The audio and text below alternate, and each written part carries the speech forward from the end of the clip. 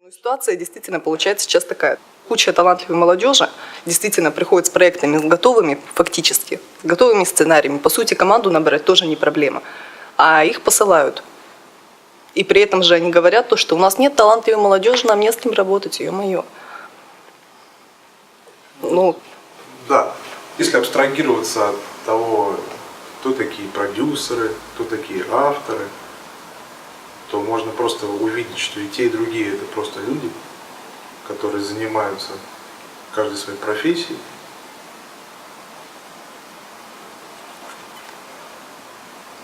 И отличие продюсеров и авторов состоит в том, что авторы хотят что-то сказать. Ведь они пишут сценарий для того, чтобы что-то такое для общения со зрителем, чтобы кино снять и контакт появился. А продюсеры, я не знаю, хотят ли что-нибудь сказать или нет, но явно, если даже хотят, то что-то другое они хотят сказать, не то, что автор. И поэтому большое расстояние между ними. Просто совершенно разные желания от жизни, для жизни. а именно про свою ситуацию расскажи. Ну, про ситуацию вашего творческого объединения. То есть с финансированием, я так понимаю, не все замечательно. Когда только появился кинематограф, когда только люмьер изобрели, в Россию, когда он дошел, у нас на Красной площади стоял вагончик. Там проецировались на стену виды Европы, и ты садишься, как будто ты едешь там по Франции, там, или какие-то ландшафты. И вот только это. И представь себе, в этом вагончике мы бы показали там фильм «8,5». Например. Человек пришел туда для другого совершенно. При том прокате, который сейчас организован, который поставлен так, что контекст этого проката, он не приспособлен для демонстрации произведений киноискусства. Там продают попкорн, и по определению туда не придет человек, который интересуется чем-то кроме, чем-то больше. Поэтому, конечно, система так создана, что она не может деньги приносить от других фильмов, от фильмов более глубоких. Если сказать про кинопродюсеров, которые специализируются на продюсировании кино, общего языка с ними не находим. И вот как раз в результате этого общения я выяснил, что у нас просто другие устремления, жизненные устремления. Неважно, что и мы, и они занимаются кино, просто разным кино. Они по большей части занимаются развлекательным кино, мы занимаемся киноискусством. И наше объединение было создано для того, чтобы объединить авторов из области киноискусства, кинотворчества, художественного творчества, а не аттракциона, скажем. Ну и выход из этой ситуации какой-то ты видишь?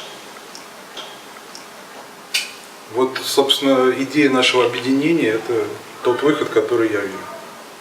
Занять людей художественного уклона в кинематографе идеями.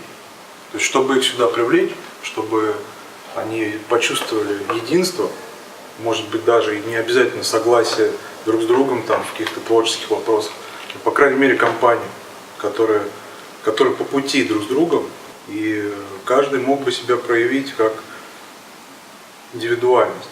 Я понимаю продюсеров, которые говорят, что нет авторов, потому что их действительно нет, потому что все говорят, что их нет. Авторов нет. И ты понимаешь, что тебя нет. И вот идея объединения состоит в том, чтобы не говорить так. Во-первых, это неправда. Давайте просто немножко поможем и даже морально друг другу. И создадим, тем более уж правильный контекст, что является основным, самым главным для существования киноискусства. Например, такой, который дает кинотеатр «Спутник», с которым наше объединение дружит. Там показывают «Огни большого города» Чаплина. В музыкальном сопровождении группы «Нуар», которые создали уникальную музыкальную атмосферу, снятую с оригинала, но с добавлением своих идей. Допустим, предположим, сложилась такая ситуация, что действительно сформировались в каждом, грубо говоря, населенном пункте в нашей стране определенный процент населения, которому это нужно, важно, интересно, они ходят в кино именно на это. Но насколько есть вообще такая вероятность? И, может быть, мы просто вообще такое поколение, которое оказалось не удел. Нам это кино нужно, а по сути больше никому оно не нужно. Не, ну нам-то нужно. А кому А нас-то не так много. Ну почему? Нормально. Дети растут. И что мы им дадим в руки, то у них и будут. Такими они и будут. Если мы им дадим гаджеты, и они будут там, Play Market, то у них больше ничего не будет. И они такие будут. И скорее всего эти дети очень будут страдать потом. От депрессии. От того, что у них пустота внутри. А в наших руках что им дать? Что и мы сами будем вообще иметь, и эти дети сами.